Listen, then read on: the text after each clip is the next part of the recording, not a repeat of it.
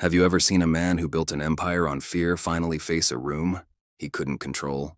Before we begin, drop your thoughts in the comments and don't forget to like, subscribe, and hit that bell. What you're about to hear was never meant to reach the public. Not for decades. Diddy Combs wasn't just a mogul. He was a myth.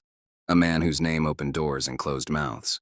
Surrounded by bodyguards, millions in assets, and a silence paid for in blood or fear, he moved like a ghost in plain sight. Untouchable. Until one night he vanished. At MDC Brooklyn, his cell was found empty. No paperwork. No guard rotations. No explanation. Surveillance glitched for exactly 47 minutes. When the feed returned, he was back. But something had changed. What happened during those missing minutes wasn't a glitch. It was a message. Because behind one locked door, in a room that doesn't exist on paper, he faced something no amount of money could silence. And when it was over, he was no longer the man who walked in. It started just after midnight, the kind of hour when everything in MDC Brooklyn goes still, except for the low hum of fluorescent lights and the quiet shuffle of a graveyard shift guard making. Rounds he's made 100 times before. Diddy Combs, known to the world as Diddy, was locked in cell 314, a high-security unit. He wasn't supposed to be there long. His lawyers had already filed for movement, citing health concerns and overcrowding.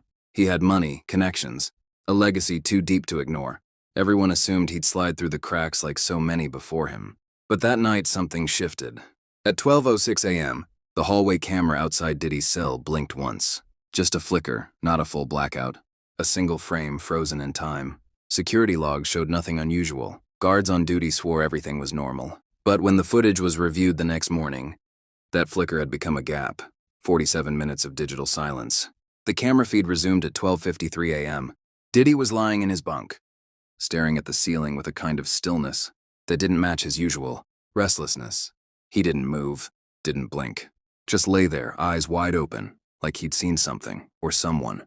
At first, no one questioned it, but within hours, strange details began to surface. The logbook for that wing had 2 full pages torn out.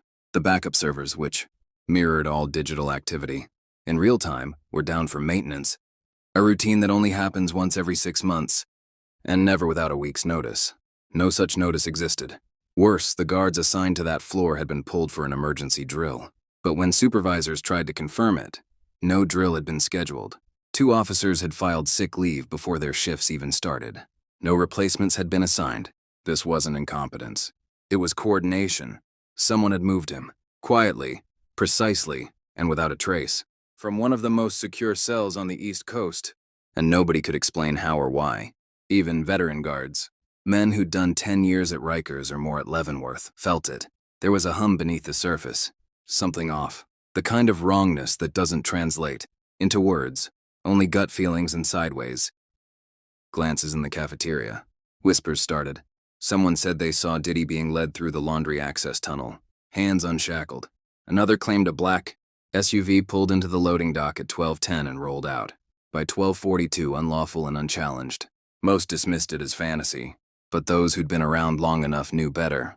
Something bigger was moving, and wherever they took him, it wasn't on any map. Diddy didn't remember the ride. He remembered the cold, the kind that sinks into your skin and makes your breath feel heavier. He remembered being pulled from his cell by 2 men in uniforms that didn't belong to any known agency. No names, no insignia, just pressed suits over ballistic vests and the kind of eyes that never blink. No cuffs, no words. Just a gesture to follow. He didn't argue. The hallway they led him through wasn't one he'd seen before. It sloped downward beneath the prison's administrative wing, past old rusted grates and storage doors that hadn't been opened in decades. Eventually, they reached a steel elevator, with no buttons inside, just a keycard reader and a small, black lens above the door. The descent took a long time. Too long for the basement levels. Long enough to feel like they weren't just going lower, but somewhere else entirely. When the doors opened, they stepped into silence. It wasn't a cell. It wasn't an interrogation room. It wasn't even part of the prison.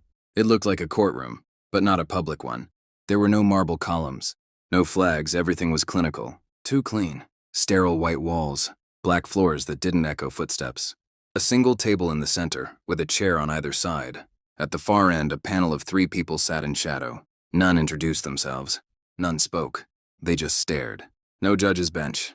No jury, no gavel, just Diddy and the silence. There were no cameras in the room, at least none that were visible.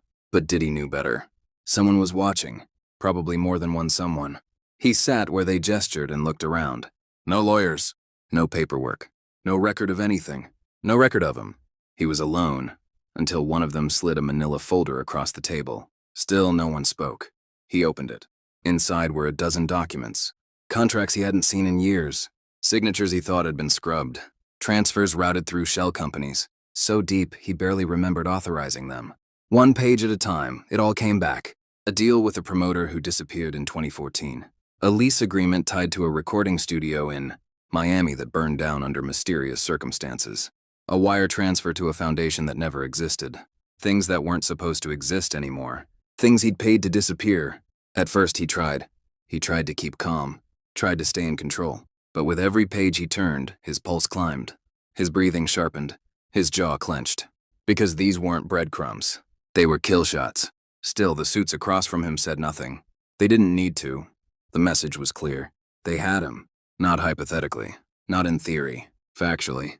And he knew this wasn't a deposition. It wasn't a trial. It was an ambush. They had bypassed everything. The law, the media, the machine he'd spent decades building around himself to stay clean. And they hadn't even started speaking yet. He didn't speak either. Not because he didn't want to, but because he didn't know what to say. The air in the room had grown thick. Every page he turned was another crack in the armor he'd worn for decades. His empire had always thrived on control, of perception, of people, of power. But now someone had flipped the board. The second folder was thicker. It slid across the table slowly, almost deliberately. The man in the center, gray suit, sharp eyes, completely expressionless, pushed it forward with a single finger. Like a move in a chess game he already knew he was going to win. Inside were transcripts, phone calls, text messages, screenshots, private exchanges that had been encrypted, deleted, wiped across 5 different devices.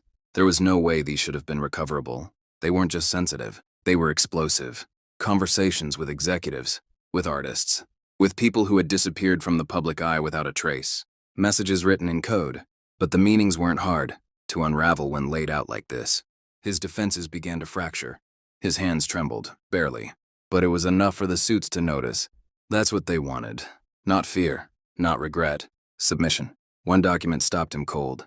A sealed affidavit, signed, sworn, dated just 5 months ago. The name at the bottom was redacted, but only partially. Just enough. Enough for him to recognize the style of the signature, the angle of the D, the loop, the final stroke. Someone from his inner circle, deep inner circle. Not just a business partner, not just someone on payroll, someone who had sat in his home, eaten at his table, spoken in code when the walls might have ears. And now they had told everything. He felt the heat rise in his chest, anger, confusion, panic, colliding into a knot that tightened with every breath. He looked up at the panel. For the first time, the man in the middle spoke. 3 words, flat, emotionless. She gave us everything. Diddy blinked. She. His mind went into overdrive. There were only 3 women with that level of access.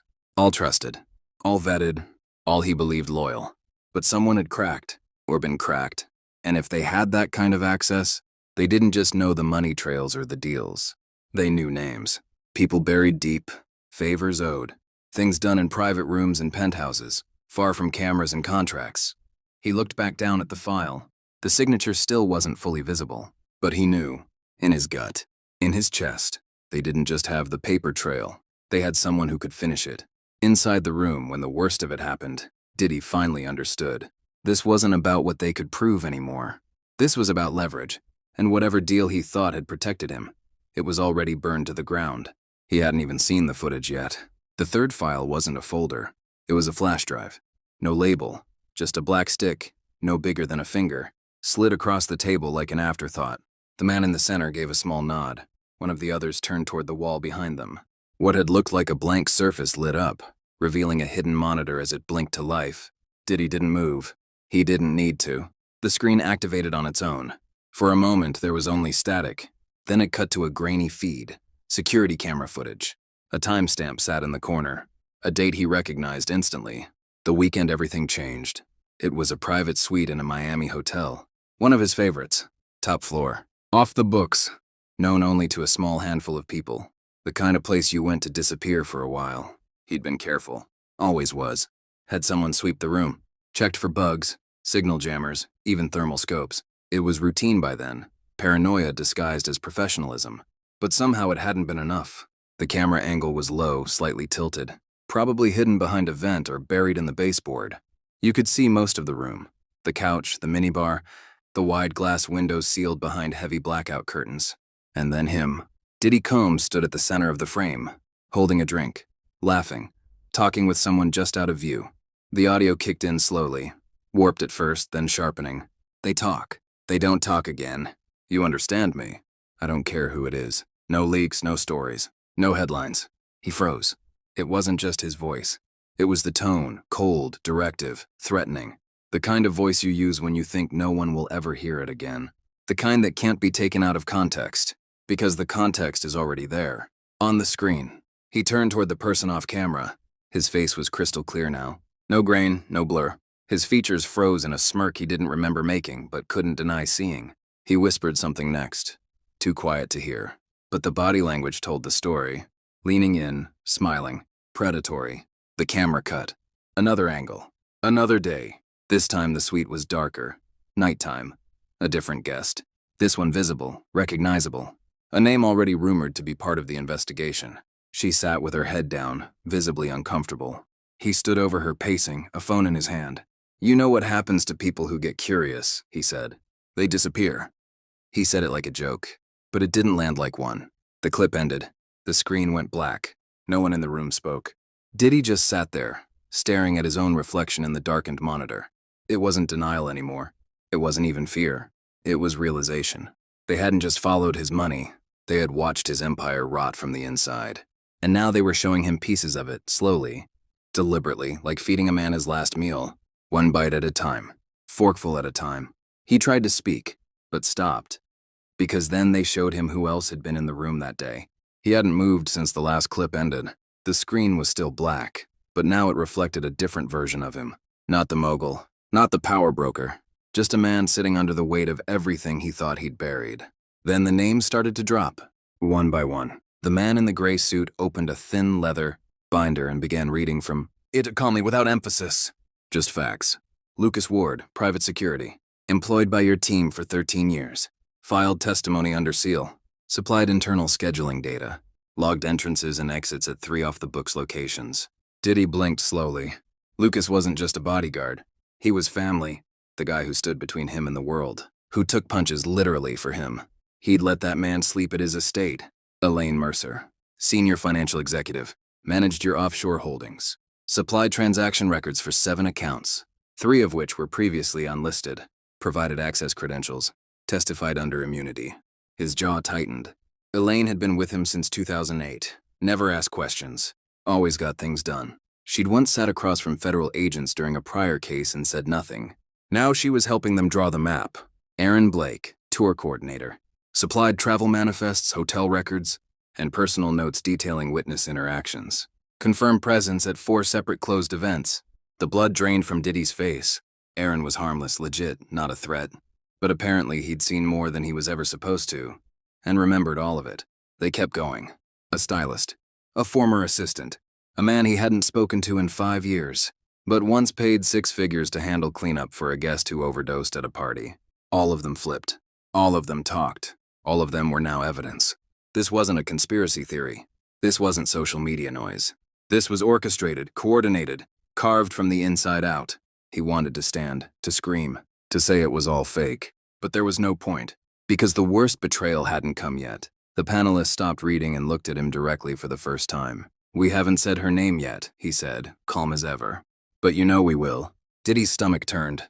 He did know. The person closest to him, the one who had been there through everything, who knew the real numbers, the real secrets, the real bodies buried under the brand.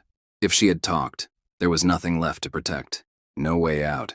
Because if the core of the empire was compromised, then the entire empire had already fallen. And the terrifying part? They weren't asking for a confession. They didn't want remorse. They wanted something else entirely. The room was still. No new files. No new footage. Just silence. Until the panel shifted. For the first time, the man in the center leaned forward. Not as a bureaucrat, but as something else. Something older. Worn by years of negotiations no one ever heard about. He looked Diddy in the eye and asked a single question. Are you ready to cooperate? It wasn't a plea. It was a prompt. Diddy didn't respond. He didn't know how. His mind was still stuck on the last few names, still reeling from the idea that someone he loved, someone he trusted, had spoken against him. "Let's be clear," the man said. "This isn't a court. You're not on trial. There's no media circus waiting outside and no jury to sway. We're not here to convict you." He paused, letting that settle in. "We already did that." The woman beside him spoke next. Her voice was softer, almost kind.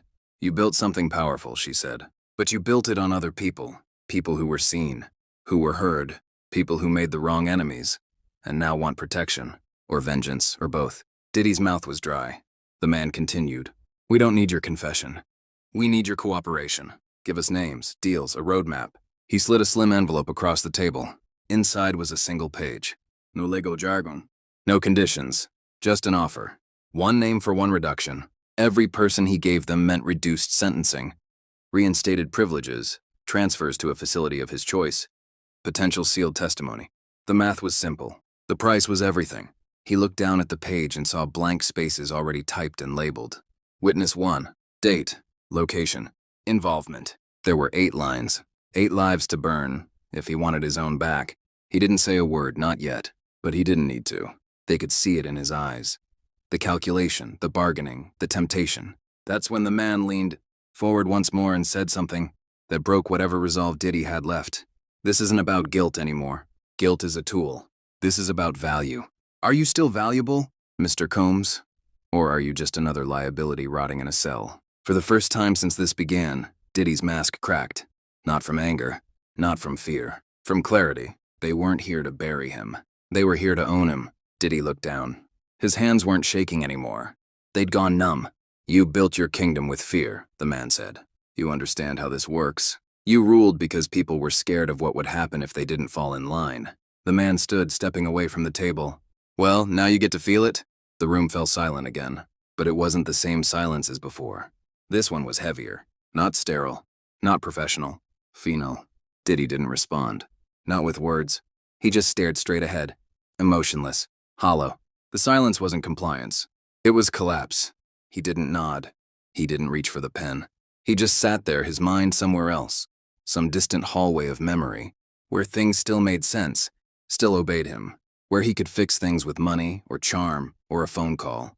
But that world was gone. And when the 3 figures rose and walked out without a word, the only sound left was the soft mechanical hum of the walls around him. That, and the quiet realization that he had just crossed a line there was no coming back from. When they brought him back, there were no sirens, no cuffs, no warnings. Just 2 unmarked men in dark coats walking beside him like shadows, silent as before. They led him back through the same paths, subdued corridors, service tunnels, a private elevator that only moved with a keycard. The ride up was quiet, long, and somehow colder than the ride down. At 4:21 a.m., Diddy Combs was placed back into cell 314 at MDC Brooklyn. His bed was untouched. The lights were dimmed. His cellmate was still asleep, none the wiser. He would never know that. The man across from him had just sat in a courtroom that wasn't supposed to exist, in front of people who don't wear robes, who don't hold gavels, but who can rewrite your life like erasing chalk from a board. Diddy stood in the middle of the cell for a long time, just breathing, slow, shallow, like the air itself felt foreign now. And when he finally lay back down, he didn't close his eyes. He stared at the ceiling, blinking slowly, like a man watching his own funeral from inside the casket. Word spread fast, not through guards, not through paperwork, through energy. Inmates could feel it. They always could. The way he walked was different. No swagger, no bite. The usual whispers when he passed were gone, silent now. No one nodded. No one looked. Even those who once orbited him like satellites kept their distance. Something had changed. The empire didn't fall with a bang. It was erased, with a signature and a flash drive. The men he protected, the ones who owed him everything, the ones who feared his name in nightclubs, contracts, and courtrooms, they were gone. And the ones who remained, they smelled blood. Power in prison is an illusion. It lives in posture, in rumors, in memories of who you used to be. And when those things fade, when your enemies realize, you bleed like everyone else. You become a target. Diddy didn't speak for 3 days. Barely ate. Barely moved. The guards marked it as isolation fatigue. But it wasn't that. It was recognition. Of finality. Of truth. of the fact that he was no longer a myth, or a boss, or a symbol. He was just inmate 4179341, locked in a box, in a building full of men waiting for the next story to end. What do you do when the people you protected become the ones who bury you? For years, he stood at the top of the mountain, untouchable, unbothered.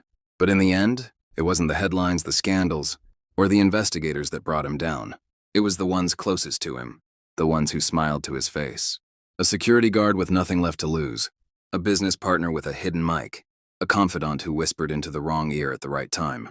And now behind, locked doors and blank walls, the man who built an empire on silence and fear is trapped in the one place he can't control, the truth. His name still echoes in the media, but in that cell, in that courtroom, it means nothing, because the moment the machine turns on its creator, there's no way to turn it off. So tell me, if you were in his shoes, what would you do? Would you talk? Would you fight? Or would you disappear quietly, knowing the walls are already closing in? Let me know in the comments. And if you thought this story was wild, you haven't seen anything yet. Because next time we go deeper, into a case even darker than this one. Subscribe, tap the bell. We're just getting started.